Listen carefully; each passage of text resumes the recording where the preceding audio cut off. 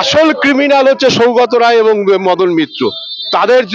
তাদের সৃষ্টির লোকেরাই এখন দৌড়চ্ছে। সব দোষ একটা ছেলের ঘাড়ে দিয়ে তো লাভ নেই, সব দোষ একটা ছেলের ঘাড়ে দিয়ে লাভ নেই। আপনি জয়ন্ত সিংকে চেনেন? আমি চিনি না জয়ন্ত সিংকে, আমি জানি না। কিন্তু জয়ন্ত সিং এর জন্মদাতা, মানে তাকে এই লাইনে জন্মদাতা সেটা সৌগত রায় মদন মিত্র, সেটা বারবার প্রমাণ হয়েছে তাদের ছবির সাথে। সুতরাং আমি ওই রকম কোন আলতু ফালতু ছেলের সম্বন্ধে কিছু বলতে চাই না। আসল দোষটাই হচ্ছে তৃণমূল কংগ্রেসের এই নেতাদের। এরা তো চেপে রাখতে চেয়েছিল ঘটনাটা, আজকে যখন মানুষ এটাকে প্রকাশ করছে তখন তাদের বিরুদ্ধে ইয়ে হচ্ছে, তাদের বিরুদ্ধে পুলিশ ভয় দেখাচ্ছে যাতে এই খবরগুলো মানুষের কাছে না পৌঁছয়। কিন্তু এটাকে চেপে রাখা যায় না, এটা সব জায়গা থেকে। আর একা তো এখানকার জায়ান্ত নয়, এরকমই শাহজাহান, এরকমই জেসিবি আজকে ঘরে ঘরে তৈরি করেছে তৃণমূল কংগ্রেস। সুতরাং দায়টা তৃণমূল কংগ্রেসের, দায়টা তৃণমূল নেত্রীর, দায়টা তৃণমূল নেতাদের। যে একটা ভিডিও ঘটনা যেটা পুলিশ জানতো, যেটা এলাকার মানুষ জানতো, তারপরেও তার কোনো ব্যবস্থা হয়নি।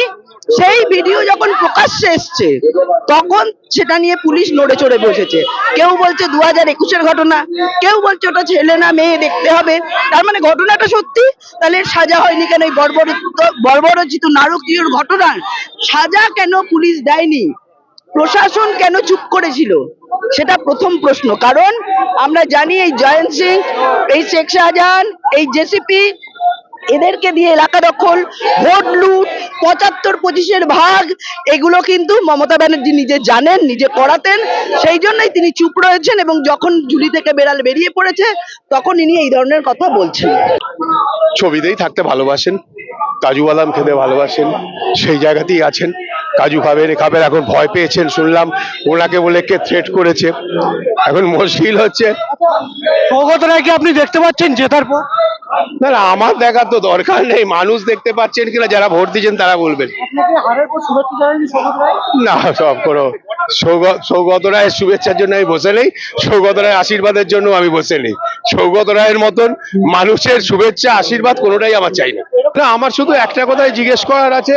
সৌগত এই ববি হাকিম তার বাবাকে জিজ্ঞেস করতে পারতেন তার মাকে কি মুসলমান করার জন্য হিন্দু থেকে নিয়ে এসছেন না ভালোবেসে বিয়ে করেছিলেন।